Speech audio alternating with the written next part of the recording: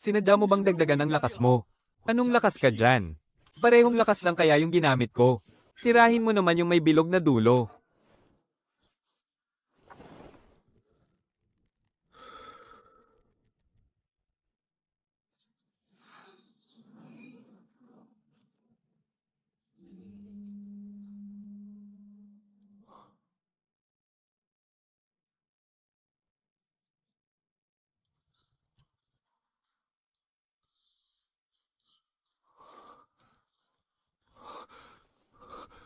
Bakit?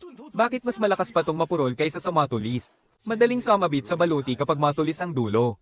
Pero ang mapurol na dulo, sapat ang lakas ng pagtama nito para mabasag ang baluti. Siyempre naman, mas matindi talaga yan. Talo ka, kaya huwag mong kalilimutang ibigay ang alak ko. Mula ngayon, lahat ng mamamana ay bibigyan ng composite bow. Gagamit sila ng mga palasong may bilog na dulo. Masusunod po, General.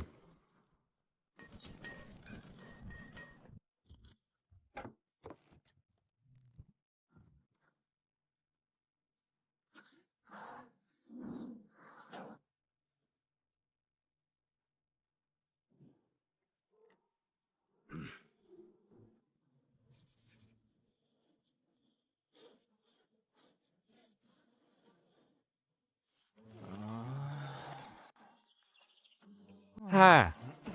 Ha! Ha ha! Mahal na Reyna. Ha ha! Ha! Ha! Ha ha ha ha ha ha ha ha ha ha.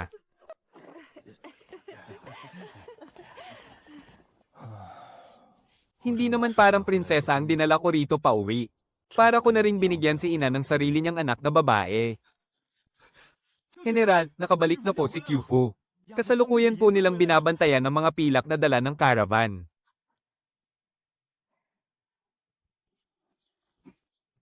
May 12 ng karwahe ng mga pilak. Halos hindi na po magkasya sa bodega natin. Halika, tingnan natin.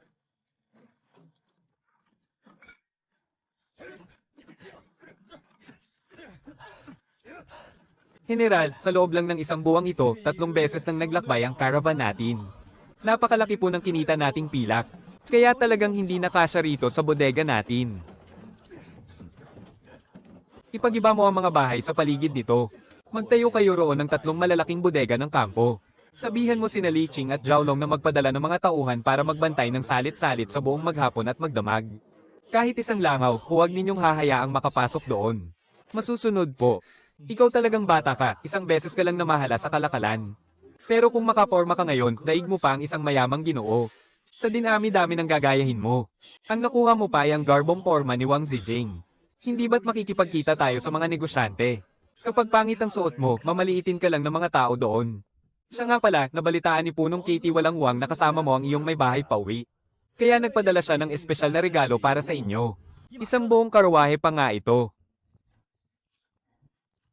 Matandang Q, pinaglalaroan mo ba ako? Bakit puro pambabaeng bestida ang nandito? Para po talaga yan sa may bahay ng ating general. Espesyal na pinili yan ni Punong Wang sa pinakamagandang patahian sa kabisera. Lahat ng yan ay mga saya na nasa pinakabagong uso. Mas maganda pa yan sa suot ng mga anak ng mayayamang pamilya. Paano niya nalamang kasama kong umuwi ang misis ko? Ha ha ha, General. Nakikipagbalitaan lang naman ako kay Zijing sa pamamagitan ng sulat, General. Siya ang bahala sa labas at ako naman sa mga usapin dito sa loob. Paminsan-minsan lang kaming nag-uusap tungkol sa mga usaping pambahay. Ha ha ha. Usaping pambahay ba kamo? Sinong nagbigay sa iyo ng karapatang magkalat ng chismis? Uulitin ko sa huling pagkakataon. Prinsesa siya ng mga Xiongnu, hindi ko siya asawa. Kapag nagkalat ka pa ng chismis, ipapaputol ko yung dila mo. Kung ganoon, ibabalik ko na lang po agad ang mga kasuotang ito sa mansyon ng pamilya Xiao. Bumalik ka nga rito.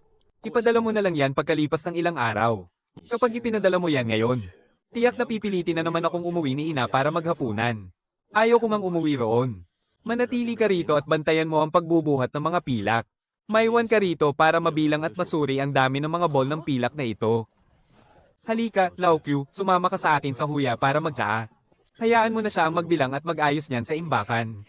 Masusunod po, General.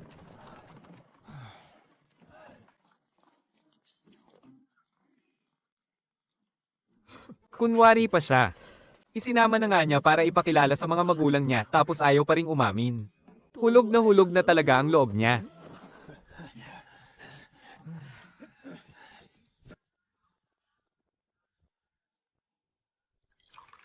Aalis ka pa bang muli matapos mong bumalik ngayon? Opo, General. Aalis din kami agad kapag naibaba na ang mga kargamento. Naghihintay pa kasi ang aming pangkat ng mga mangangalakal. Kumusta naman ang takbo ng mga plano natin doon sa Dakian? Nakakupkop na tayo ng ilang 10,000 bakwit.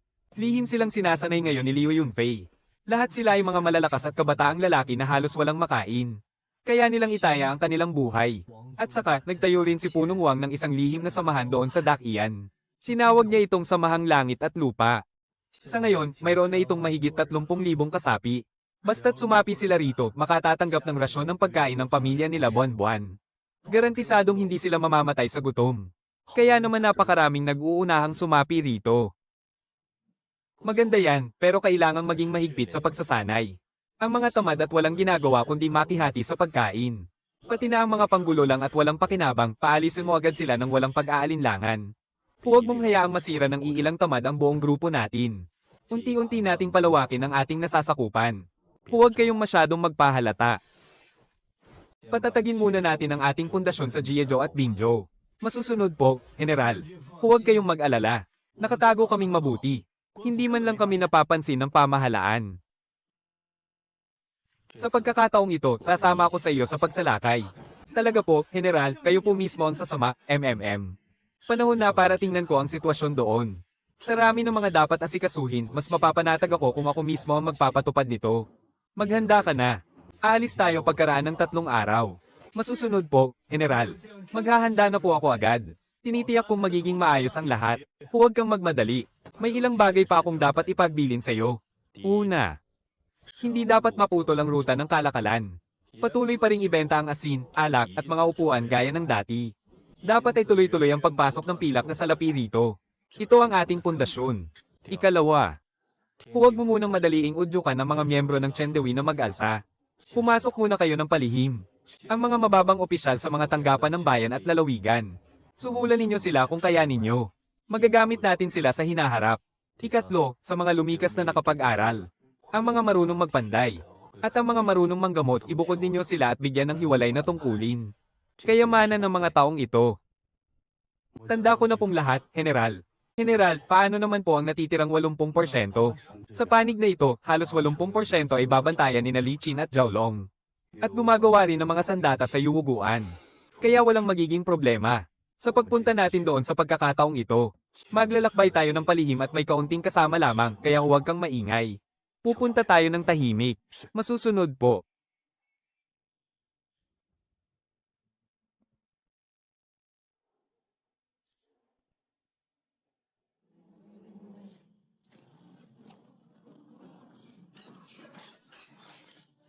Tandaan mo. Dak Ian. Darating na ako.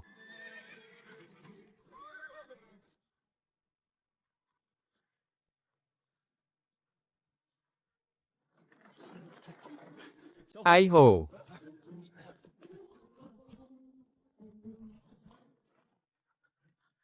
Katie Walayu, ano po ang ginagawa ninyo? Nagbibigay pugay po, matandang ginang. Ang lahat ng ito ay sadyang ipinag-utos ng general. Nabilhin mula sa kabisera, mga damit at kolorete. Para po ito kay Seniora at sa Binibini. Naihatid na po ang lahat ng gamit sa aking kampo. May kailangan pa po akong asikasuhin, kaya mauuna na muna ako. General, huwag niyo naman po akong sisihin. Sino ba naman kasing nagsabing sipin niyo ang puwit ko? Tinutulungan lang naman kitang umamin sa nararamdaman mo. Puntahan mo ang pangalawang general at sabihing umuwi na para kumain. Sabihin mong ipinagluto siya sa bahay ng paborito niyang adobo. Masusunod po.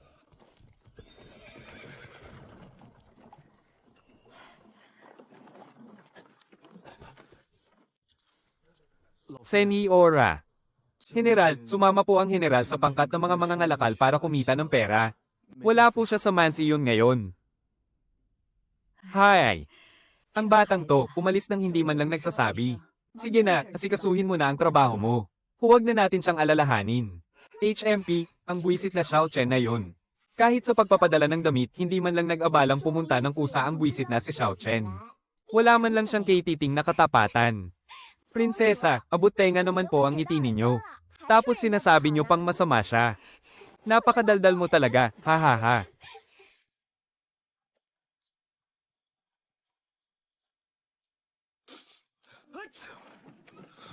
Sino ba ang nagrereklamo sa akin nang nakatalikod ako? Hehe, General. Wala naman pong nagrereklamo sa inyo. Baka naman may taong nakamamiss sa inyo. Mukhang naghahanap ka ng sakit ng katawan ah. Gusto mo bing bigyan kita ng kaunting leksyon? Naku, General. Mauuna lang po akong mag-imbestiga sa daan sa harap.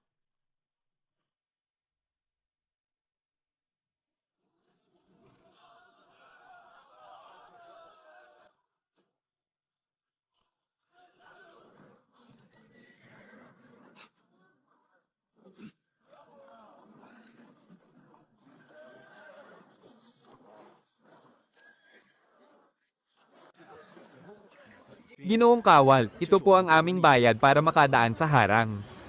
Huwag na, pamilya na ang turingan natin dito. Sabi po ng General, trabaho ay trabaho.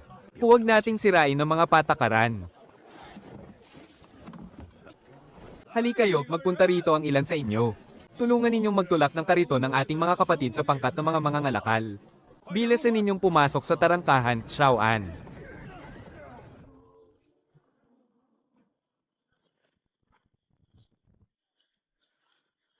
Makinig ang lahat. Mayroon tayong regular na pagsusuri ngayon.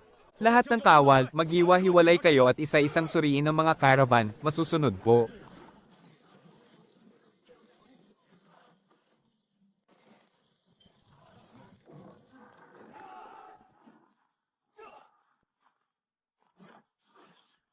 Nagpupugay po sa inyo, General. Tumayo kayong lahat, pamilya tayo rito. Hindi na kailangan ng napakaraming formalidad. General, sa wakas ay dumating din kayo. May 20,000 pondo na ang hukbong ngayon. Alam ng bawat kapatid kung sino ang kanilang pinaglilingkuran. Matatalas na ang aming mga espada, General. Hinihintay na lamang namin ang inyong hudyat. Kung saan ninyo kami ituro, doon kami lulusob, opo. HMP, salamat, aking mga kapatid. Ang utang na loob na ito ay hinding-hindi ko malilimutan akong si Xiao Chen ang nakatanda rito. Sa pagpasok ko ngayon sa loob ng Dachen, napakahalaga ng misyong ito kaya hindi dapat mabunyag ang aking pagkakakilanlan. Ipagpatuloy ninyo ang inyong mga karaniwang gawain. Huwag kayong sadyang pupunta para makipagkita sa akin. At huwag kayong gagawa ng kahit anong kainahinala na makakapagpapahalata sa iba. Ang pagbabantay ng maayos sa Pasong Juyong ay isa ng napakalaking ambag sa atin. Huwag na kayong magpadala ng sinumang susunod sa akin. May mga sarili na tayong tauhan na sasalubong sa akin pagdating ko sa Dachen. Opo, General. Nauunawaan ko. Huwag kayong mag-alala, General. Hanggat hawak ko ang Pasong Juyong, mananatili itong matatag ninyong sandigan.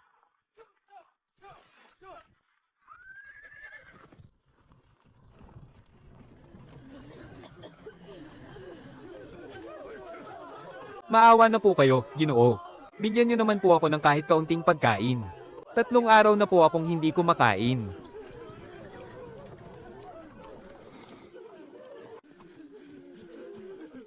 Sabihan mo ang mga tauhan na kumuha ng kaunting rasyon ng pagkain.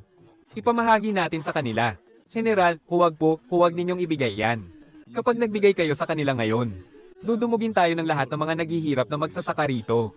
Baka hindi na tayo makakaalis pa rito. At saka, ang mga taong tulad nila, hindi sila karapat-dapat na kawan. Anong ibig mong sabihin? Nagtayo ang aming samahang Chendawi ng mga lagawan sa bawat bayan at nayon. Basta't handang magtrabaho ang sinumang lumikas. Gumawa man sila ng bahay o magbungkal ng lupain, siguradong may makakain silang mainit na lugaw. Binibigyan din natin sila ng mga binhi at kagamitan sa pagsasaka para matulungan silang magsimula muli. Pero sadyang may mga taong katulad nila, na ayaw talagang magtrabaho. Pagkatapos tanggapin ng mga binhi, niluluto lang nila ito para kainin agad. Araw-araw, wala silang ibang inisip kundi ang humingi ng libreng pagkain ng walang kahirap-hirap. Kaya pinalayas namin sila. At ngayon, dito sila sa daan patungong Muog nag-aabang para mamaalamos. Xiao Chen, hindi ko akalaing pati ang mga naghihirap na bakwit na ito ay may ganitong mapanlinlang na ugali.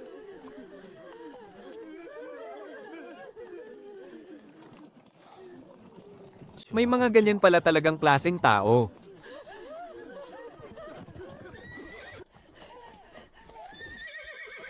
Hinto, humakbang ka pa ng isa. At papatayin ko kayo ng walang awa. Oh, may pinatay sila, takbo. May pinatay, wala na bang katarungan sa mundo? Hindi na nga kami binibigyan ng pagkain, papatayin pa kami. Mga kasama, dali, tingnan ninyo ito.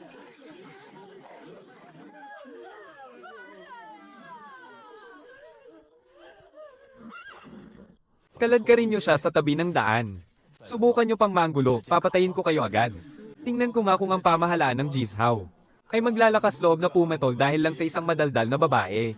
At banggay ng ating Chendawi.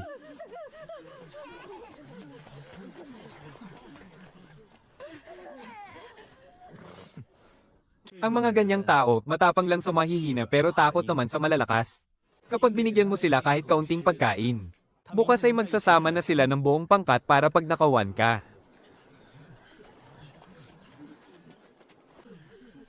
Tama ka. Ang mga taong kaawa-awa, may dahilan kung bakit sila kinapopootan. Ipaabot ang aking utos. Huwag na huwag bibitawan ng lahat ang kani-kanilang mga sandata. Mag-ingat kayo baka sugurin ng mga palaboy ang ating mga karwahe. Huwag basta-basta magbibigay ng pagkain. Magpatuloy lang sa paglalakbay. Masusunod.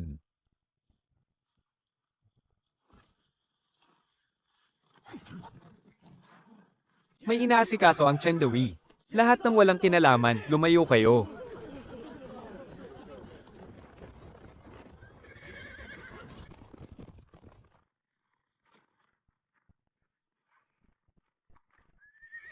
Hinto, saan ka pupunta at nagmamadali ka ng ganyan?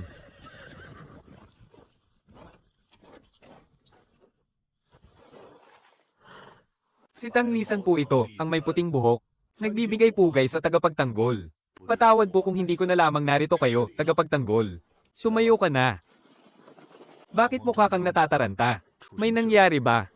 Sa inyong kaalaman, tagapagtanggol, mayroong karawan ng mga ngalakal galing sa Yanzhou. Marami silang dalang pilak.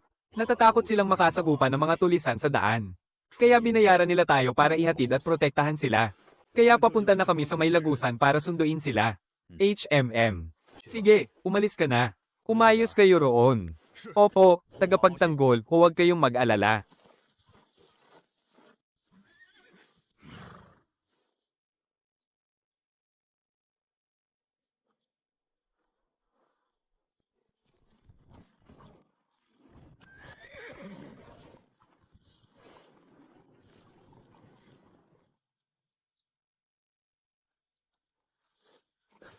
General, tingnan ninyo po.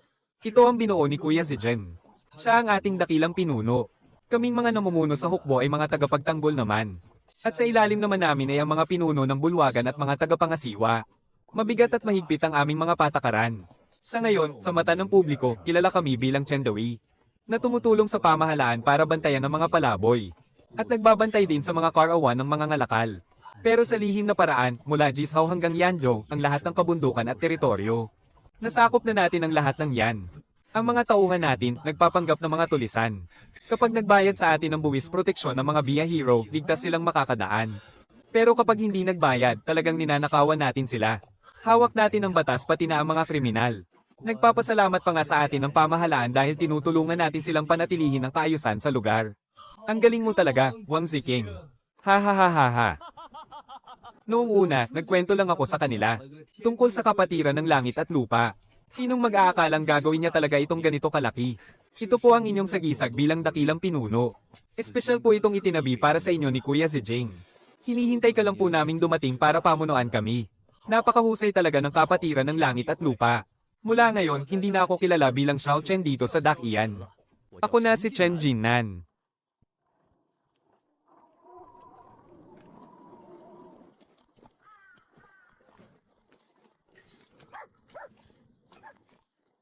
Dakilang pinuno kapag nakalagpas na tayo sa Danshui.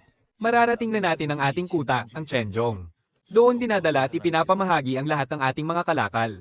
Malamang ay nagdala na ng mga tauhan ng punong tagapangasiwa na si Wang. Para salubungin tayo sa unahan. Sa buong paglalakbay natin dito, kakaunti talaga ang mga tao. Nabalitaan kong nagkakanibala na raw ang mga tao sa Xinxing dahil sa matinding gutom. Mahigit 1 taon nang nagre-recruit ang ating kapatiran sa 3 distrito. Pero 30,000 kapatid pa lang ang naipon natin. Limitado talaga ang ating kakayahan. Hindi natin kayang iligtas ang ganoon karaming tao.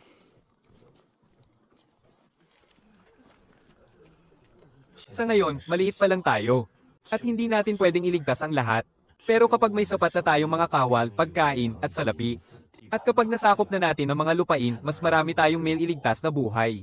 Sa ngayon, hindi muna natin pwedeng ipangalandakan ang pager recruit ng mga kawal. Baka makatawag pansin tayo sa pamahalaan. Dahan-dahan lang muna. Dakilang pinuno, narito na si Tagapangasiwang Wang at ang kanyang mga kasama para salubungin tayo.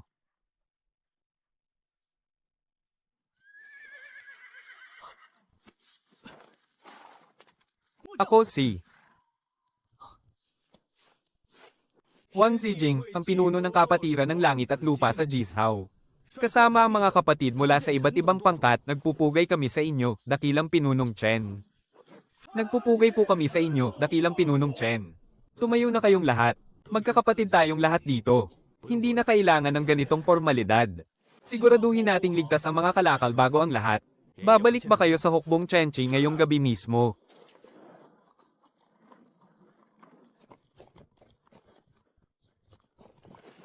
Pinunong Song, narito po ang inyong medalyon ng kapangyarihan. Iisa lang ang ganito sa buong Chendawi. Ang makakita sa medalyong ito ay parang kaharap na rin kayo.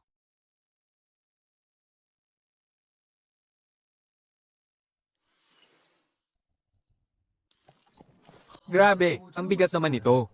Gawa sa purong ginto, hindi ka ba nag-aalala na mabalian ako ng baywang habang naglalakad? Hindi ba't sumisimbolo po yan sa inyong katayuan? Dahil gawa sa purong ginto, walang sino man ang makakagaya niyan. At saka, may lihim na marka tayo sa loob ng medalyon. Kahit subukan nilang gayahin, hinding-hindi nila makukopya ng tama. Noong nakaraan, ilang beses gustong makipagkita sa inyo ng gobernador ng Jishao. Gusto kayong maimbitahan sa isang piging. Tinanggihan ko ang lahat ng iyon sa pagsasabing naglalakbay pa kayo sa malayo. Tandaan mo, mula ngayon, dapat mong paghiwalayin ang iyong mga pagkakakilanlan. Manatili man sa liwanag ang Mingyu Tower. Ikaw pa rin ang punong tagapamahala. Ikaw ang haharap sa mga negosyo at makikipag-ugnayan sa mga opisyal. Ngunit ang Chendawi ay dapat manatili sa dilim. Huwag mong basta-basta ipapakita ang pagkakakilanlan mo bilang pinuno. Sa susunod, hayaan mo sina Qiu Jingjiang at Liu Feifeng ang humarap at mag-asikaso sa mga gawain ng samahan. Manatili ka lang sa likod ng mga eksena. Nauunawaan ko po, dakilang pinuno. Huwag kayong mag-alala. Kailanman ay hindi ko ipinakita sa mga estranghero ang aking pagkakakilanlan sa Chendawi. Noon, sa tuwing makikipagkita sa mga opisyal, si Liu Yunfei ang pinapapunta ko para sa akin. Mabuti. Mula ngayon, gagamitin ko ang pagkakakilanlan bilang dakilang pinuno ng Chendawi na si Chen Jinan upang maglakbay sa Dachen.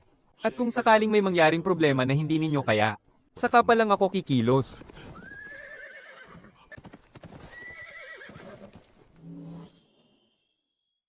Teka, ang mga nagpapatrulyang kapatid. Doon sa harap, may nakitang 2 hindi kilalang babae sa kagubatan. Hawak na po natin sila ngayon. Naghihintay po kami ng inyong utos, dakilang pinuno. Ikaw ba si Lisan? Ang sumalubong sa karabana doon sa Pasong Juwang noon. Opo, ako nga po si Lisan, ang inyong tapat na tagasunod. Dakilang pinuno, naaalala niyo pa pala ako. Dakilang pinuno, nabalitaan po naming lahat ang inyong mga ginawa. Mag-isa ninyong hinarap ang 10,000 sundalong nakakabayo ng Xiongnu. Pumasok at lumabas kayo ng 7 beses sa gitna ng napakalaking hukbo. Pinugutan ng ulo ang pinunong general. Napakagaling talaga. Bilib na bilib sa inyo ang lahat ng mga kasamahan natin.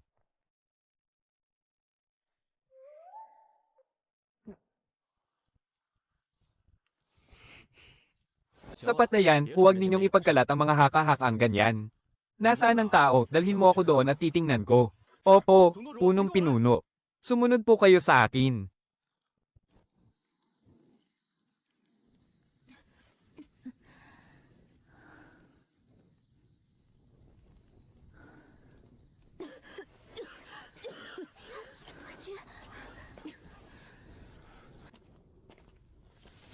Tabi kayo, paparating na ang punong pinuno.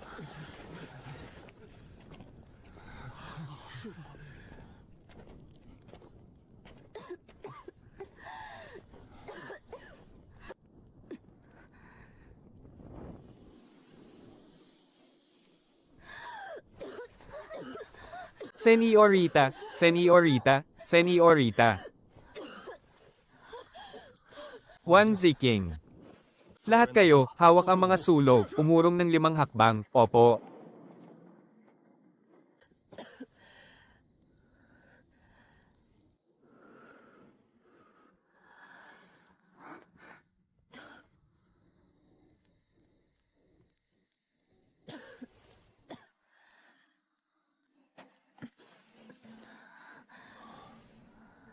Titingnan ko lang kung may lagnat ka. Ang lakas ng loob mo, huwag mong hawakan ng aking Senyorita, Lisan. Lapastangan. Gagamutin lang ng punong-pinuno ang inyong Senyorita. Huwag kayong magmatigas. Bitawan ninyo ako. Huwag ninyong hawakan ng aking Senyorita. Masyadong mahina ang katawan ng aking Senyorita. Hindi niya kakayanin ang inyong pagpapahirap.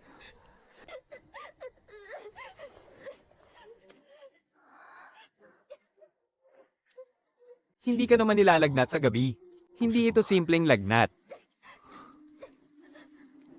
Ito ay banayad na sakit sa baga.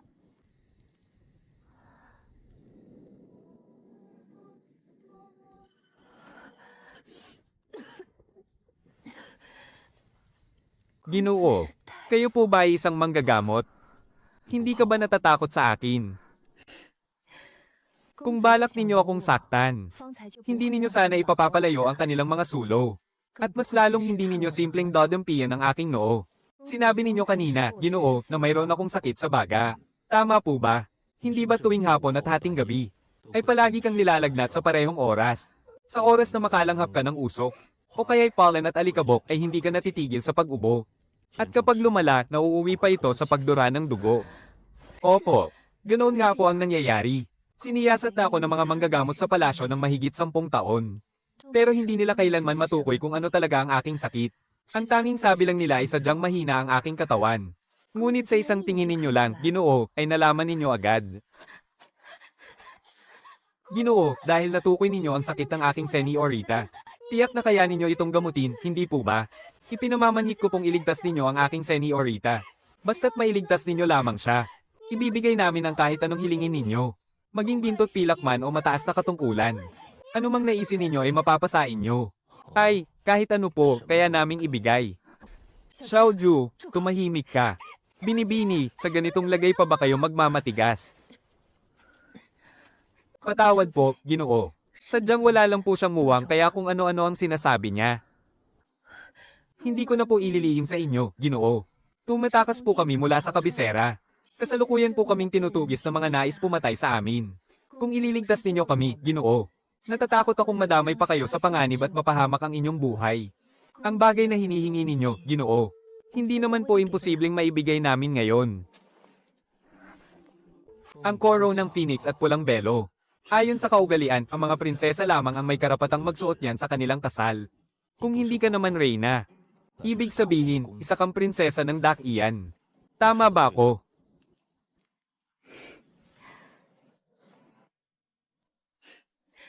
Matalas ang inyong paningin, Ginoo. Ako ang pangatlong prinsesa ng Dakian, si Zhao Ning. Nang malaman ninyo ang aking pagkakakilanlan, Ginoo, tila hindi man lang kayo natakot o nag-alangan. Nagpapanggap lang ba kayo o sadyang wala talaga kayong takot? At bakit naman ako matatakot? Narito tayo sa gitna ng masukal na kagubatan. Kung patatahimikin kita rito ng walang bakas, sino ang makakaalam na ako ang may gawa? Itanong ninyo ang lahat ng nais ninyong malaman, Ginoo. Sasagutin ko ang lahat ng walang inililihim. Basta't sabihin ninyo sa akin, Ginoo, ang paraan upang magamot ang sakit na ito. Mabilis kang kausap. Para sa isang prinsesa. Bakit ka napadpad sa masukal at liblib na lugar na ito? Ipinadala ako sa Xiongnu para sa isang politikal na kasal. Ngunit ang prinsesang unang ipinadala roon ay namatay sa kalagitnaan ng paglalakbay. Dahil natatakot ang palasyo na magalit ang mga Xiongnu. Ipinadala nila ako upang pumalit sa kanya. Subalit nang makarating ang pangkat ng kasal sa lalawigan ng Xinxing, sinalakay sila ng mga armadong lalaking may takip sa mukha. Nasawi ang lahat ng aming mga bantay. At kaming dalawa lamang ni Xiaoju ang nakaligtas at nakatakas. Naiwan ang aking gamot sa karwahe. Kung hindi natin kukunin ang gamot, bukas ay tiyak na uubo na naman ako ng dugo. Sige, sasamahan kitang kumuha niyan. Lisan, bumalik ka na. Pumunta ka sa Jinjiang at magsama ng isang pangkat upang tulungan si Zijing. Magsama ka ng ilang tao at patayin ninyo ang apoy. Magmanman kayo sa unahan.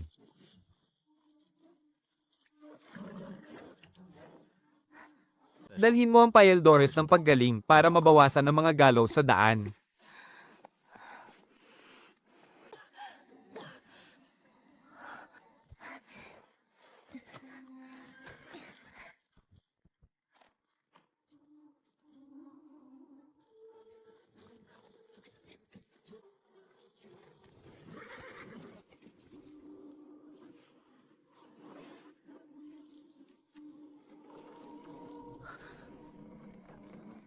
Xiaoju.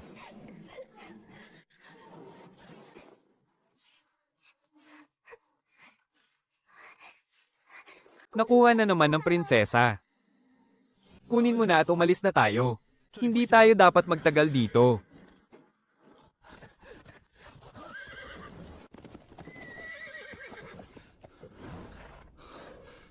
May nangyari sa ating punong leader.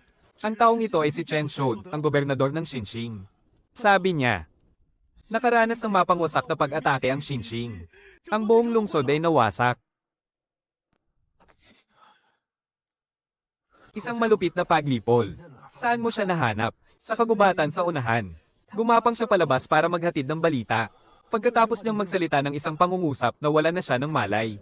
Lisan, dalhin mo muna ang gobernador pabalik sa karavana. At hayaang gamutin ng kasama nating doktor ang iba pa. Patayin mo na ang apoy. Sumama ka sa akin sa labas ng lungsod ng Xinxing para tingnan ang sitwasyon. Sasama rin ako ang prinsesa ng Dakian. Kailangan ko ring makita ang nangyari doon. Sige, sumunod ka. At huwag kang pakalat-kalat.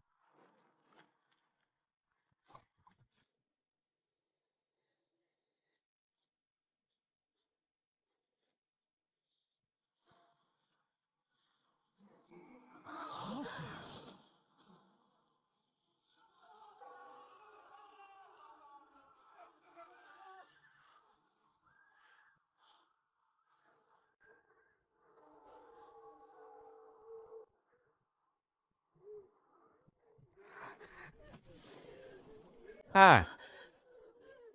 Paano? Paanong nangyari ang ganito? Ha?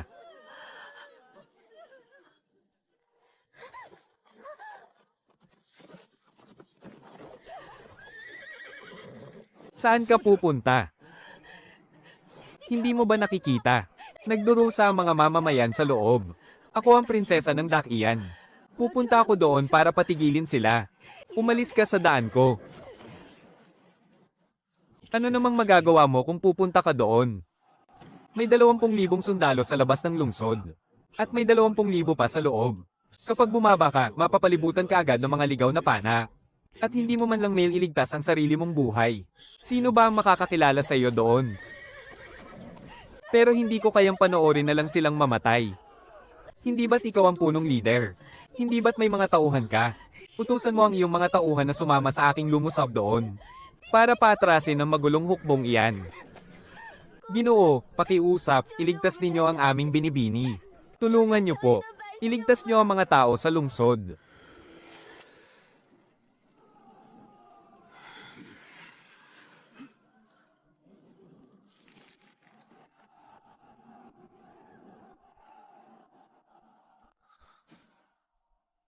Bitawan mo ako.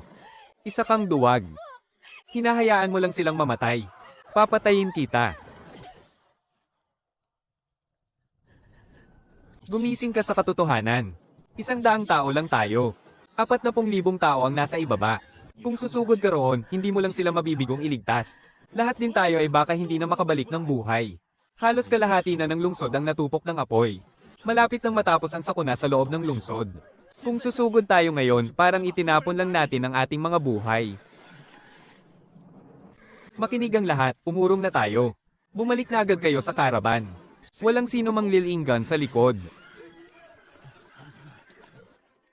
Masusunod, pinuno.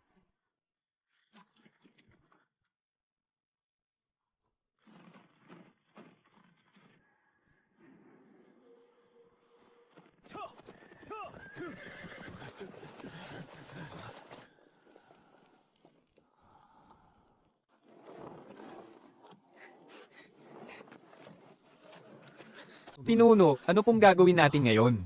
Aalis na tayo ngayon din. Diretso tayong babalik sa lalawigan ng Chencheng nang walang hinto. Walang hihinto kahit isang saglit. Masusunod po. Aayusin ko na ang ating pag-alis.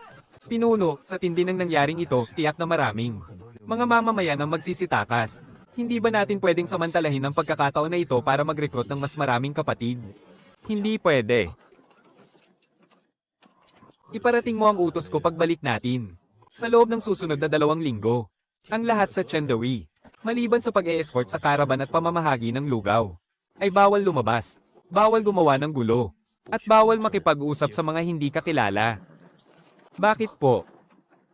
Napakalaking trahedya ang nangyari sa buong lungsod. Tiyak na may kailangang samalo ng sisi. Kapag nagpakita tayo ngayon, sa ating Chendawi isisisi ang lahat ng nangyari. Mahina pa tayo sa ngayon. Hindi natin ito kakayanin. Kailangan muna nating magtago.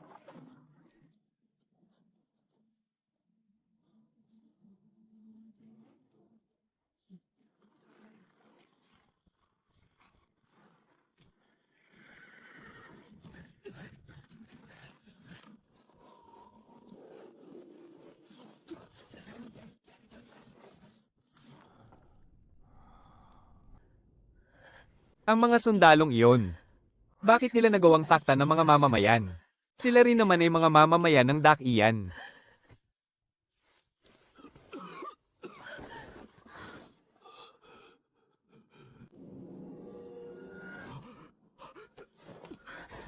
Mahal na prinsesa, maayos lang po ba kayo?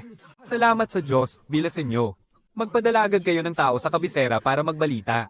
Nawasak ng tuluyan ng prepektura ng Xinxing. Ang lahat ng mamamayan. Ang lahat ng mamamayan. Walang nakaligtas sa walang habas nilang pag-atake. Bilis, baka hindi na tayo umabot. Ginoong Chen, dahan-dahan lang po sa pagsasalita. Sino ba talaga ang may gawa nito?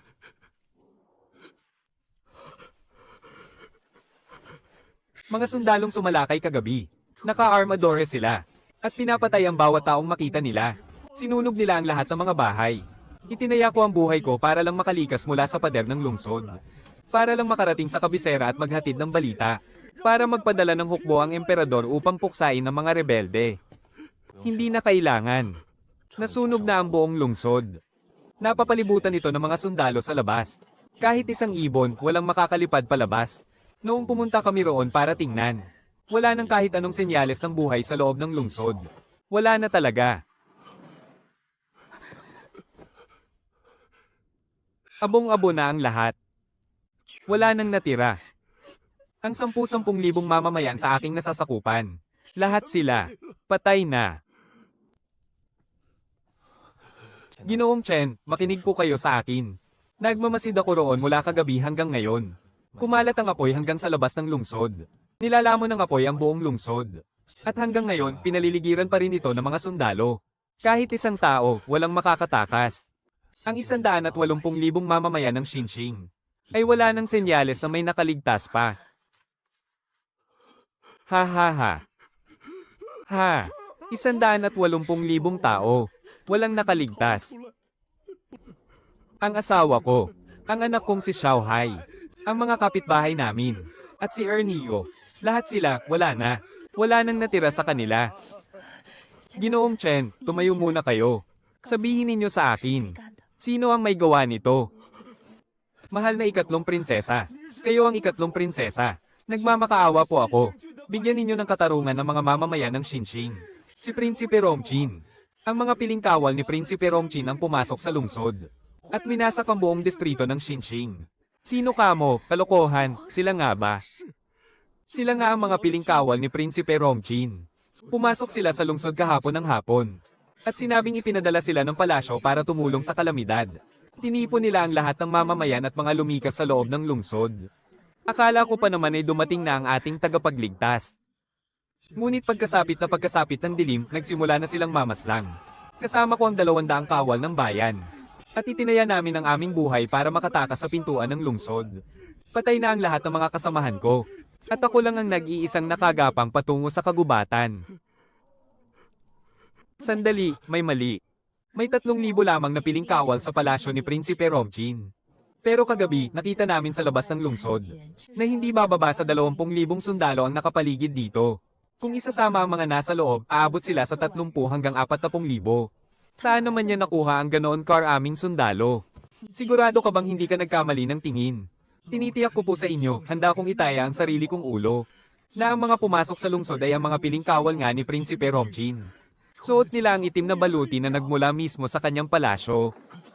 Pinuno, ayon sa ulat ng ating mga tiktik, ang mga kasalukuyang nakabantay sa labas ng lungsod ng Xinxing ay ang mga sundalo ng Jizhao, hukbong panlalawigan. Ang gobernador lamang ng Jizhao na si Zhang Yangshu ang may kapangyarihang magpakilo sa kanila. Ibig bang sabihin nito ay nagkakaisa si Prinsipe Romchin at si Zhang Yangshu? Sandali, kung nagbabalak silang mag-alsa, bakit naman nila uubusin ang mga mamamayan sa sarili nilang nasasakupan? Huwag na kayong manghula. Sa ngayon, si Prinsipe Romchin man o ang gobernador, ang kani-kanilang ginagawa ay hindi ninyong dalawa kayang labanan. Ang isa ay isang takas na pinuno ng distrito, at ang isa naman ay isang prinsesang pinaghahanap para patayin. Walang makikinig sa inyong mga salita, at hindi ninyo mabibigyan ng katarungan ang kasong ito. Mahal na Ginoo, pakiusap, tulungan mo akong makarating sa kabisera. Nais kong makaharap ang mahal na emperador. Nais kong maghain ng sumbong ng direkta sa kanya. Gusto kong humingi ng katarungan para sa 180,000 mamamayan. Maaari kitang padalhan ng mga makakasama patungo sa kabisera. Ngunit dapat mong tandaan, hindi mo kami kailanman nakita. At hindi mo rin nakita ang Chendawi. Mag-isa kang tumakas. Mag-isip ka na lang ng dahilan kung paano ka nakarating sa kabisera. Maliit lang ang impluensya namin. Kapag nadamay kami sa ganyang gulo, tiyak na katapusan na natin. Huwag kayong mag-alala, Ginoo. Kung ako, si Chen Shou, ay magsalita kahit isang salita, tamaan sana ako ng kidlat. Sasama ka rin sa kanya. Isang tao man o dalawa ang ihatid pabalik sa kabisera, pareho lang naman. Hindi ako babalik. Hindi ka babalik, kung hindi ka babalik, paano mo hihingan ng hustisya ang iyong mga mamamayan? Hustisya. Si Lord Chen ay isang gobernador. Kahit pumunta pa siya sa palasyo para magreklamo sa emperador, hindi pa sigurado kung mananalo siya. Anong magagawa ko roon? Isa lang akong prinsesa na hindi naman pinapahalagahan. Kung babalik ako, alinman sa ipapapatay nila ako para patahimikin. O kaya ay muli nilang ipapadala sa mga Xiongnu para sa isang pampulitikang kasal. Doon din naman ako mamamatay sa daan.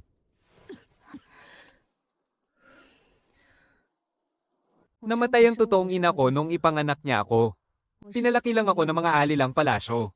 Walang sino man sa palasyo ang nakakaalala kung sino ako. Kung hindi lang nila kailangan ng isang ipapadala sa mga Xiongnu para sa kasunduang kasal. Ang ama kong emperador. Hindi niya man lang maiisip na may anak pa pala siyang katulad ko. Mula nang salakayin ng delegasyon ng kasal. Patay na ang ikatlong prinsesa ng Dachen. Ngayon, si Jing Mengqing na lang ang narito.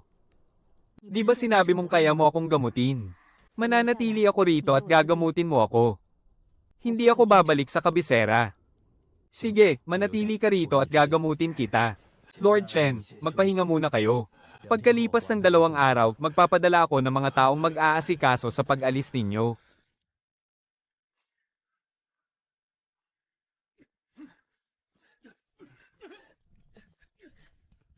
Pinunong Chen. Napakalalim pala ng mga sikreto ng inyong Chendawi. Sa inyo rin ang Ming Yulu, hindi ba? At maging ang sikat na alak na Zuishaniyang na ibinebenta sa buong Dachen ay pagmamay-ari nyo rin. Mahal na prinsesa, hindi palaging maganda ang pagiging masyadong matalino. Huwag mong isipin na dahil lang iniligtas kita, ay pwede mo na akong pakialaman at uriratain sa mga pribadong bagay ko. Hindi ako nag-uurirat. Gusto ko lang makipagtulungan sa'yo. Makikipagtulungan ako sa'yo, isang prinsesang walang sundalo at walang kapangyarihan. Ano ang puhunan mo para makipagtulungan sa akin?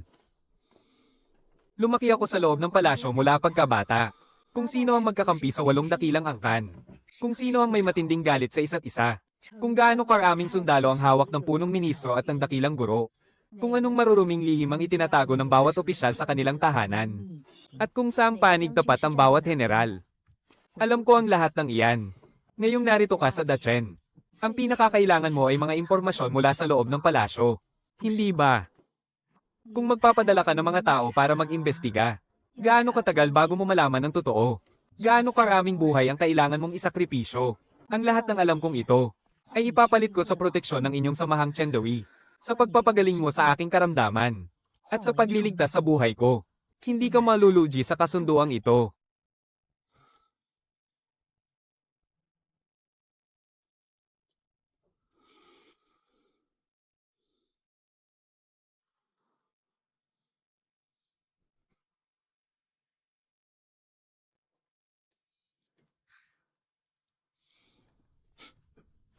Sige, may kasunduan na tayo. Mananatili ka sa akin sa loob ng 2 taon.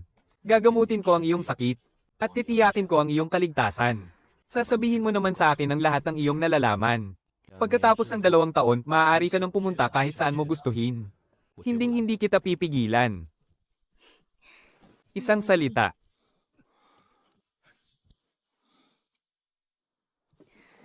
Huwag kang mag-alala, Pinunong Chen. Sisiguraduhin kong hindi ka malulugi. Isang tinalikurang anak ng palasyo. Isang napakatalinong tao na ginawa lang piyon sa loob ng palasyo. Napakalaking panghihinayang naman talaga. Ang kasunduang ito ay hindi nga masama.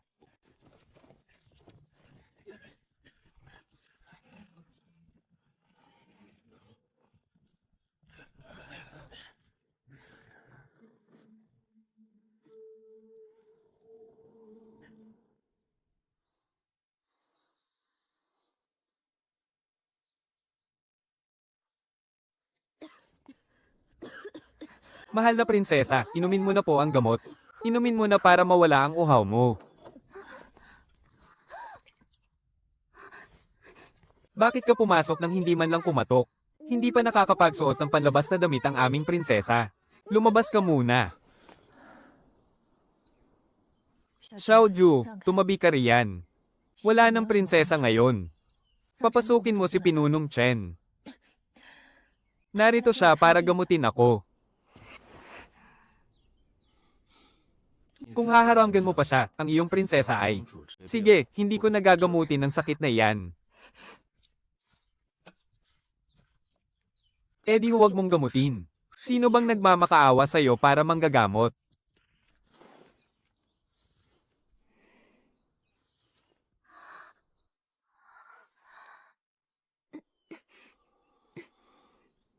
Sect Master Chen.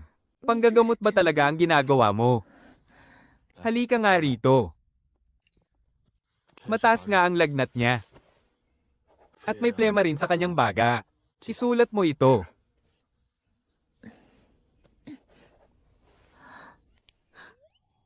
Panggagamot lang yon kanina. Pero ngayon, gusto ko lang sabihin na nami-miss kita. Bastos. Kung inaapi ko nga ang prinsesa, bakit may magagawa ka ba? Mula ngayon, araw-araw na akong pupunta rito para gamutin siya at araw-araw ko siyang pipisilin. Kapag hindi niyo ako hinayaang pisilin siya, hindi ko na talaga siya gagamutin kailanman.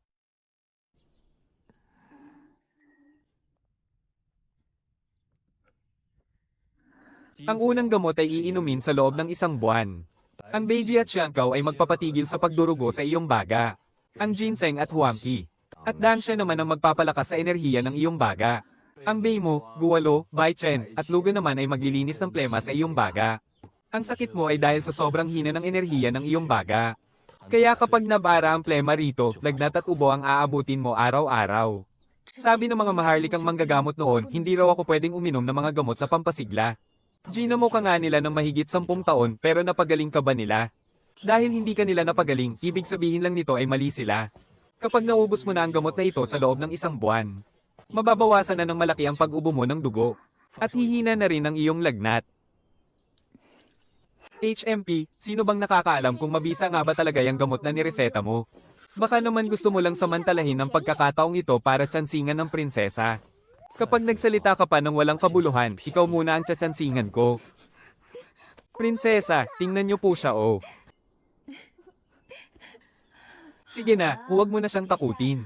Pagkatapos nito, gagaling na ba siya kapag natapos ang 1 buwang ito? Hindi naman ganoon kabilis.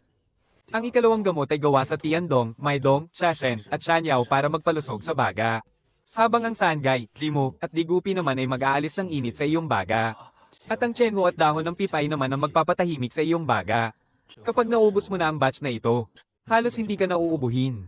Gagaling ka na ng 80%. At para naman sa ikatlong gamot, ang Jiegeng at Shinren naman ang magbubukas sa daluyan ng hangin sa iyong baga. Beigo at Pinatoyong Plum. Ang Wuwizi naman ang magpapatatag sa hangin ng iyong baga. Kapag lumakas at naging maayos na ang iyong baga, tuluyan ang gagaling ang sakit na ito.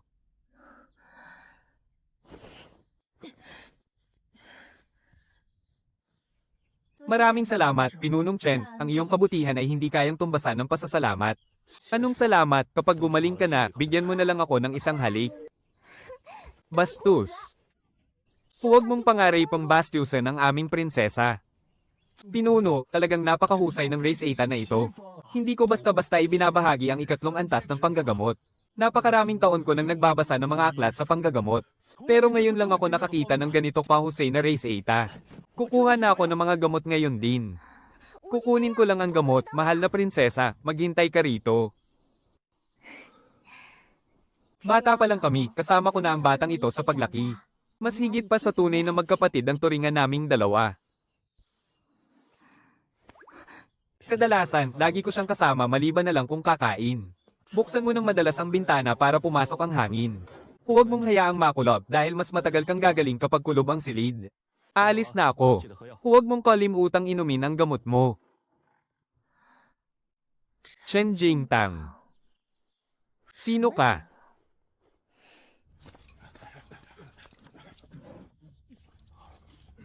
Si Jing, bukas na bukas din ay ihatid mo si Chen Shou sa kabisera. Mula ngayon, ikaw na ang mamamahala sa Mingyu Tower doon. Hindi mo na kailangang bumalik dito. Pupunta ako sa kabisera, sige. Maraming mayayaman at makapangyarihang tao sa kabisera. Mabebenta natin ang Zuxianiyang doon sa mataas na halaga.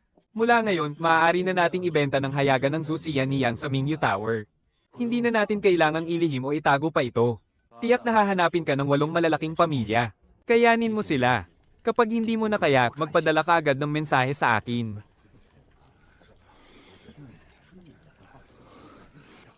Ito na ang pagkakataon nating kumita ng malaki.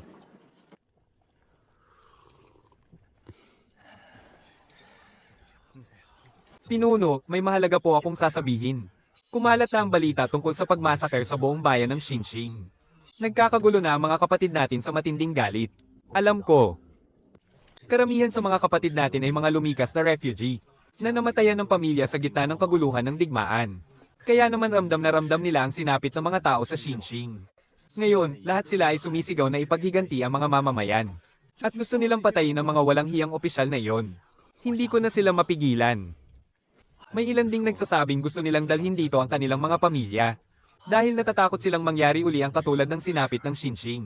Sige, ako na ang bahala kay Jiejun. Pumunta ka sa Jinjiang at si Noble Consort Liu ay unti-unting magpapadala sa mga pamilya ng ating mga kapatid patungong Bakheng. Ligtas sila roon. Tandaan mo, kapag nakarating ka na sa kabisera, huwag kang makikialam sa mga nangyayari sa Xinxing. Ihatid mo lang si Chen Shou at tapos na ang trabaho mo. Wala na tayong pakialam kung magagawa niyang Isaac Dal si Haring Rong o hindi. Pero, Pinunong Dong, 180,000 tao yun. Alam ko. Hindi sapat ang lakas natin ngayon. Kamatayan lang ang naghihintay kung padalos-dalos tayo. Huwag kang mag-alala, magtungo ka na sa kabisera. Tumutok ka lang sa pag-aayos ng Mingyu Tower pagdating mo roon. Ako na ang bahala sa pagpapakalma sa ating mga kapatid.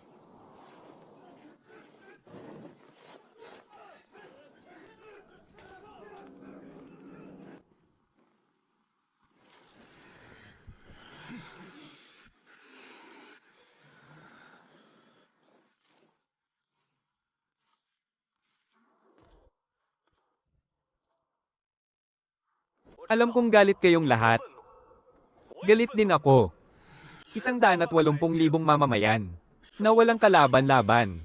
Pinagpapatay at sinunog matapos palibutan ng ganoon na lang. Sino ba namang tao ang makakatiis sa ganoon? Punong pinuno, mag-aklas na tayo.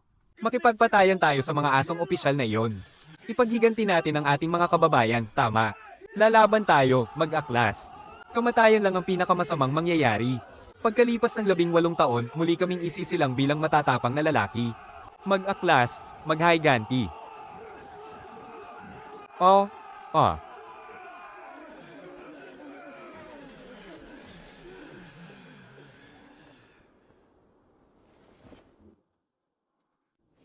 magrebelde. Hindi ko tinututulan ng pag-aaklas. Mas gusto ko pang mag-aklas kaysa sa inyo. Pero naisip nyo ba?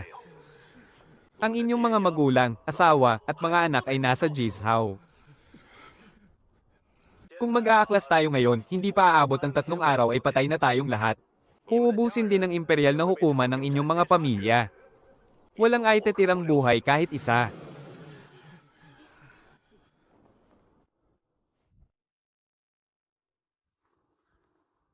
Sinasabi ninyong hindi kayo natatakot mamatay. Na matatapang kayo. Kung ganoon, tatanungin ko kayo. Nakakita na ba kayo ng labanan? Nakakita na ba kayo ng digmaan kung saan nagtatagaan ang mga talim ng espada? Nakakita na ba kayo ng tao na dagwang natutumba sa harap ninyo sa isang tagalang? Nakakita na ba kayo ng buong lupain na nilalamon ng apoy ng digmaan?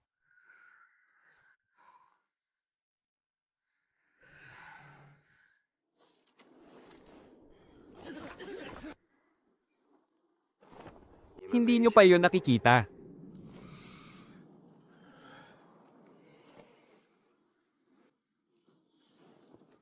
Kung susugod lang kayo ng bulag-bulagan gamit lang ang init ng inyong dugo. Hindi pagpapakabayani yan, kundi pagpapakamatay. Hindi lang kayo ang mamamatay. Madadamin nyo pa ang inyong pamilya.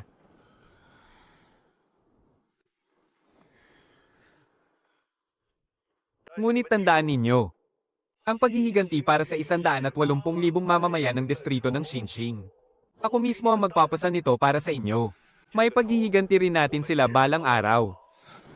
Ngunit hindi ngayon. Mangyayari yon kapag may sapat na kayong lakas at kakayahan.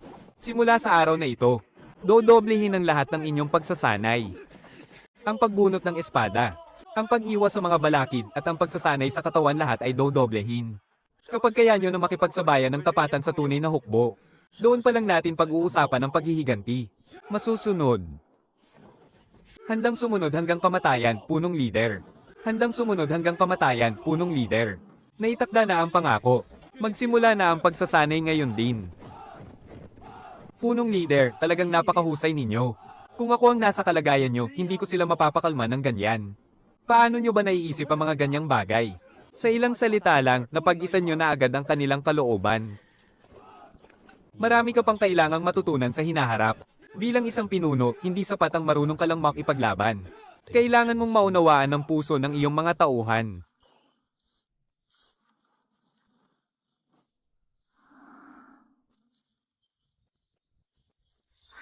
Mahal na prinsesa, mukhang mas mabuti ang lagay ninyo ngayon.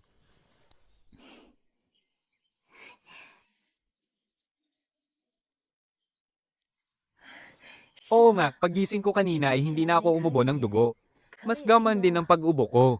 Punong leader Chen. Talagang napakabisa ng inyong gamot. HMP.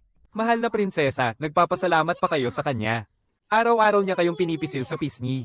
Isa siyang mapagsamantala, HMP. Huwag mo na siyang tatawaging mapagsamantala mula ngayon. Dapat mo siyang tawaging punong leader. Nakikisukob lang tayo sa kanila ngayon. Iniligtas niya ang ating buhay. At ginamo pa ang aking karamdaman. Ang simpleng pagpisil lang sa pisngi ko ay hindi naman maituturing na pambabastos. Mas mahalagang mabuhay tayo kaysa sa ano pa mang bagay. Opo, nauunawaan ko na po. Pero sa totoo lang, napakahusay ng ginawa niyang pantakip sa mukha. Kapag isinuot mo, hindi ka na mauuhaw. Mababangong sabon. At sipilyo. Hindi ko alam kung paano niya naisip ang mga ito. Ikaw talaga, huwag mo na akong bantayan araw-araw. Kung wala ka namang ginagawa, lumabas ka at mamasyal. Hindi ito ang palasyo ng emperador. Dapat ay mabuhay ka rin para sa sarili mo.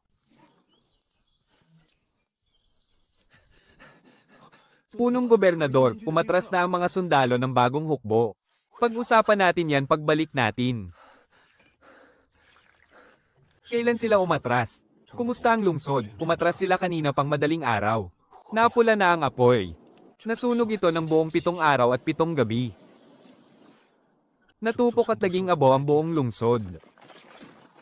Wala man lang natirang kahit isang buong bahay. Magpadala kagad ng pinakamatalas nating mga tauhan para maghanap ng mga bakas sa mga guho. Sa ganoong kalaking pangyayari, imposibleng walang naiwang kahit anong bakas. Bukod doon, magpadala ka ng tao sa distrito ng An. Imbestigahan si Zhang Yangshu. Alamin mo ang lahat ng huling galaw nila ni Prinsipe Rongqin. Kahit ang pinakamaliit na detalye. Gusto kong malaman ng lahat. Opo, aasikasuhin ko po agad.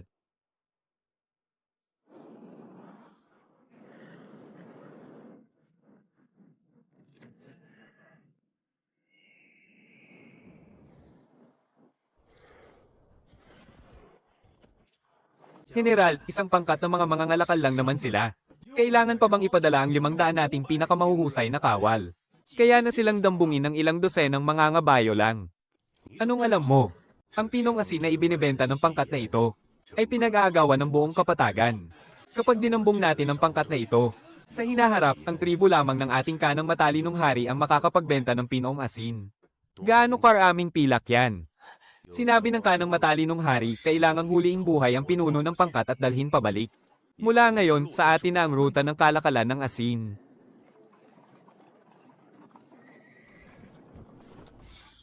Nandyan na sila, makinig kayong lahat sa utos ko.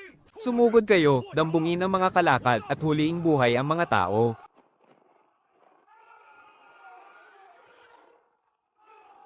Ha ha ha.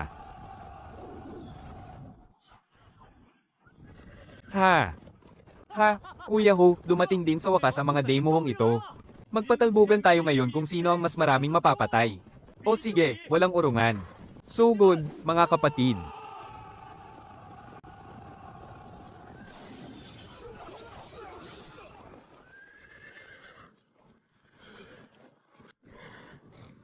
Ah. Ah. Ah. Hulog tayo sa bitag, may mga nakatagong sundalo sa karavana. Atres, bilis, Atres.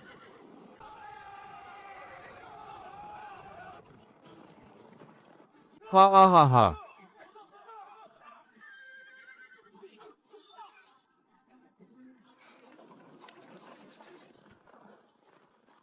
Kuya, sila ba ang hukbong lobong mandirigma? Napakagiting naman nila. Gusto ko ring makapasok doon. Sa liit ba naman ang katawan mong yan? Ayusin mo na lang ang pagpapatakbo ng karwahe. Kapag naihatid natin ng maayos ang mga asin ngayon, baka bigyan tayo ng general ng pagkakataong makapasok sa hukbong lobong mandirigma. Tingnan mo, sabi nila noon, walang makakatalo sa mga mangangabayo ng Shomno sa buong mundo. Pero hindi ba't nagpulasan din sila sa takot ng taga-tag-A natin?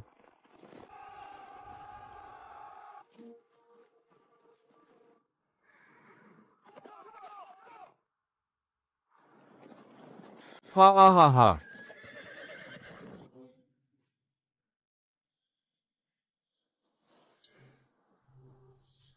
Mag-iwan ng isang pangkat dito. Iuwi ninyo ang mga pumanaw nating kapatid. Kunin nyo ang lahat ng mga kabayong pandigma. Tayo na.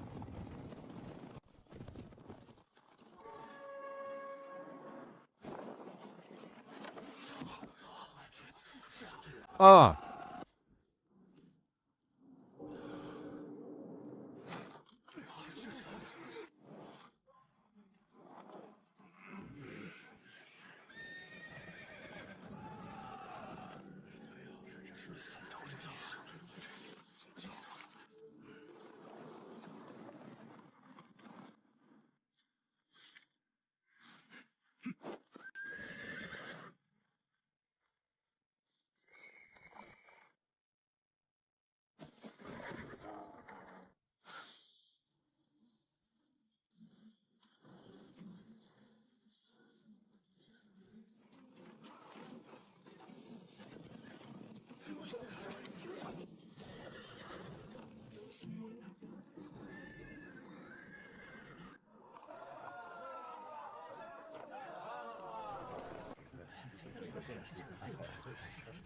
Sa buong Dachen, ang may-ari ng may bantang alak na Zuishaniyang ay ang Mingyulu.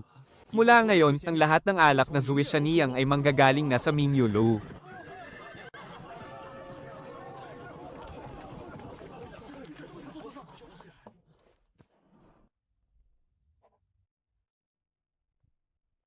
Ay, ha ha ha ha.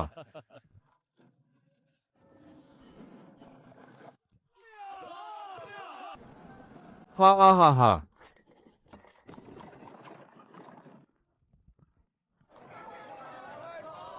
Ha ha ha ha.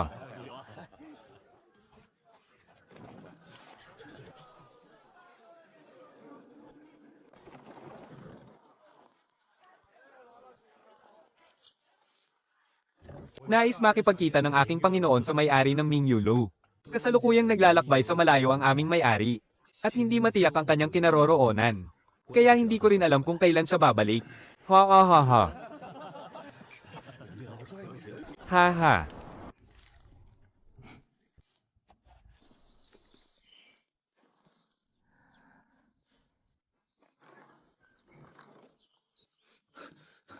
Pinuno, may nalaman na kami. Ang gobernador ng Jishao na si Zhang Yangshu ay mismong estudyante ng punong ministro na si Chen Wenyan. Ang buong Jishao ay sakop ng kapangyarihan ng punong ministro. Ang teritoryo ni Prinsipe Rong ay nasa lalawigan ng Rodong sa Jishao. At napakalapit niya sa Gerong si Kui Wanshan.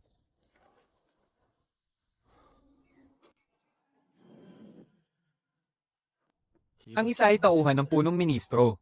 At ang isa naman ay tauhan ng guro ng imperyo. Nagsama pa talaga sila para masakeren ang buong bayan.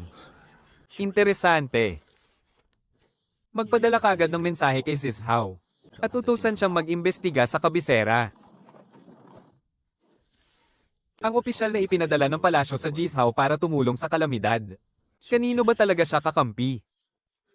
Masusunod. Ay padadala ko na ang mensahe ngayon din.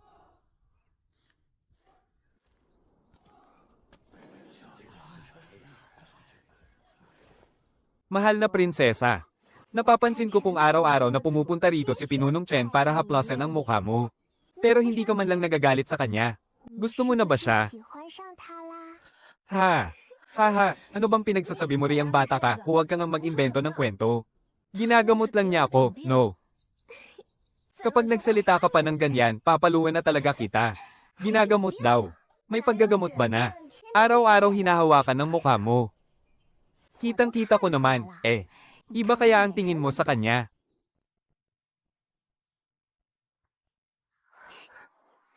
Noon nga sa palasyo, napakaraming prinsipe at mararangal na ginoo ang tumitingin sa iyo. Pero ni hindi mo man lang sila sinasulyapan. Pero sa kanya, talagang iba ka.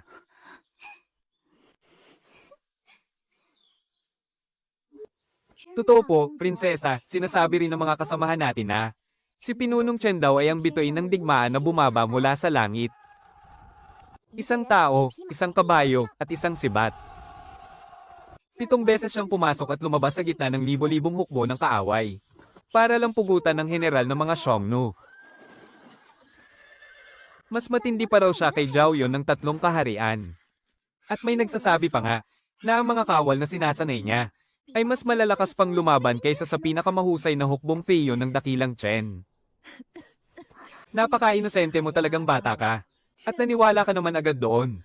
7 beses na pumasok at lumabas sa gitna ng libo-libong kaaway. Bakit? Gawa ba siya sa bakal?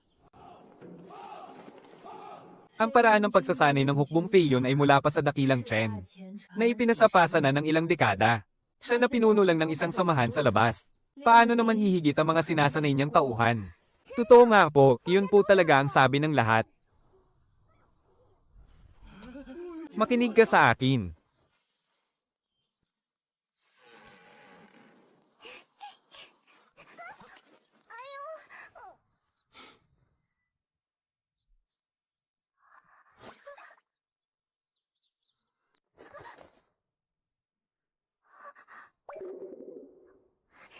Pinunong Chen, kailan ka pa dumating?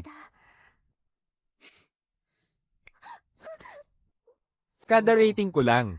Bakit? Anong mayroon? Ano yung sinasabi ninyo tungkol sa 7 beses na pagpasok at paglabas sa labanan? Wala. Wala po kaming sinasabi. Aalis na po ako.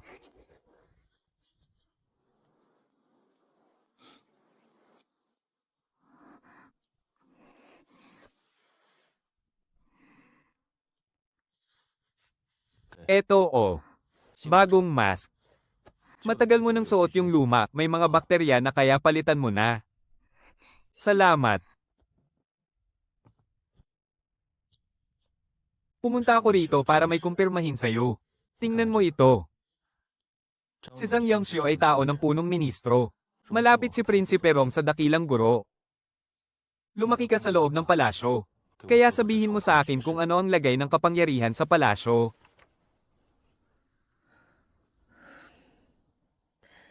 Sa ngayon, nahati sa tatlong panig ang palasyo.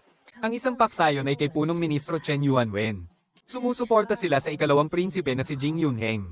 Ang tunay na ina ng ikalawang prinsipe ay babae ng punong ministro. Ang kabilang panig naman ay kay dakilang guro Kui Wanshan, na sumusuporta sa ikatlong prinsipe na si Jing Yunyi.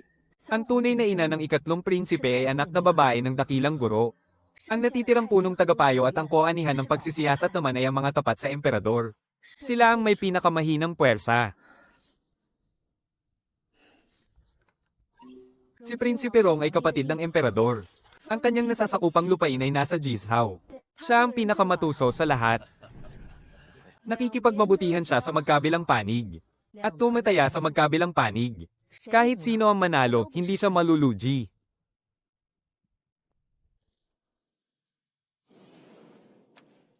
Si Zhang Yangxiu ay estudyante ng punong ministro. Sa papel, ang Jizhao ay pinamamahalaan ng gobernador. Pero sa katunayan, ito ay teritoryo talaga ng punong ministro.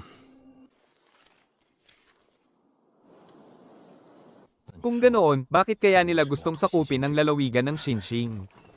Hindi ba para pigilan ang kasunduan sa kasal?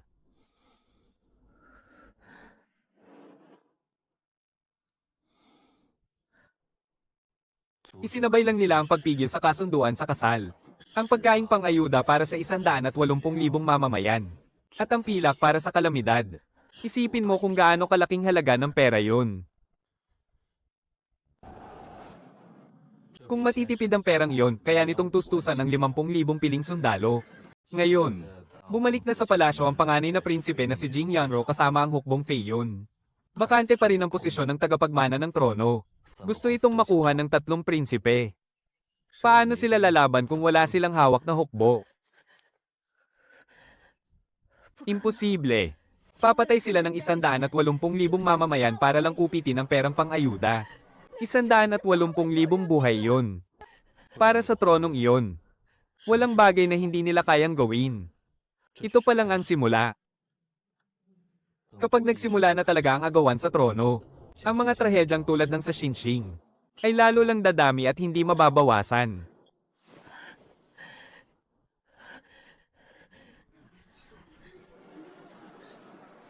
Ganoon ba talaga kahalaga ang tronong iyon? Ang buhay ng mga karaniwang tao, wala lang ba talaga sa kanila? Huwag kang mag-alala. Ang kasong ito, iimbestigahan ko ito hanggang sa dulo. 180,000 buhay. Hindi pwedeng masayang ng ganoon na lang. Mukhang wala na akong magagawa kundi makialam sa magulong laban na ito.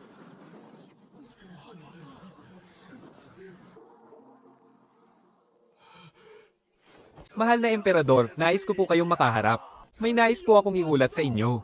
Ang 180,000 mamamayan ng Xinxing ay walang kasalanan, hustisya para sa kanila.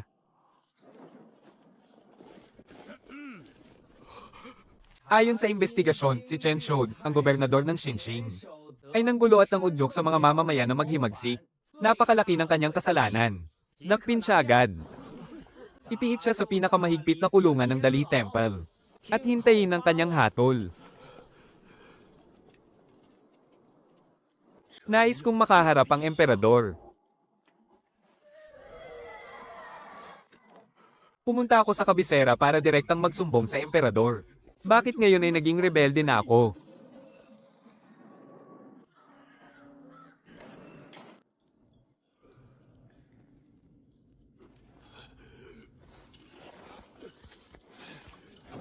Palabasin niyo ako rito.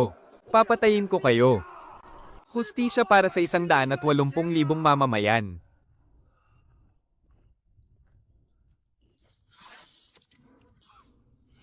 Bakit ka ba sumisigaw? Isa ka lang namang rebelde. Akala mo ba gobernador ka pa rin? Kapag sumigaw ka pa, papasok ako riyan at babaliin ko ang mga binti mo. Hindi ako rebelde. Sina Zhang Yangshu at Prinsipe Rongqin ang pumaslang sa buong lungsod. Kailangan kong makita ang emperador.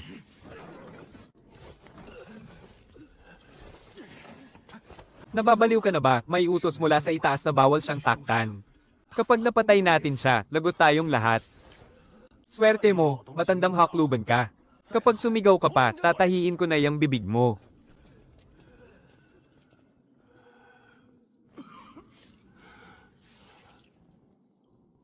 Mahal na emperador. Walang kasalanan ng mga mamamayan. Ha ha ha. Ha ha ha.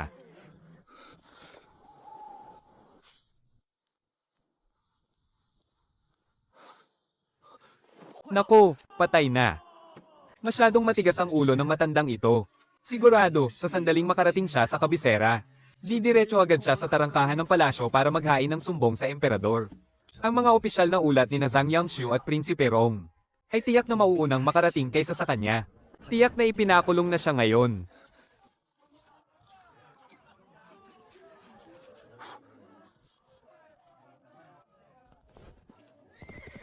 Umalis ka na ngayon din. Patakbuhin mo ng mabilis ang iyong kabayo at ihatid ang balita sa hukbong Chenjeng para kay Pinunong Dongdao. Walang sasayanging oras.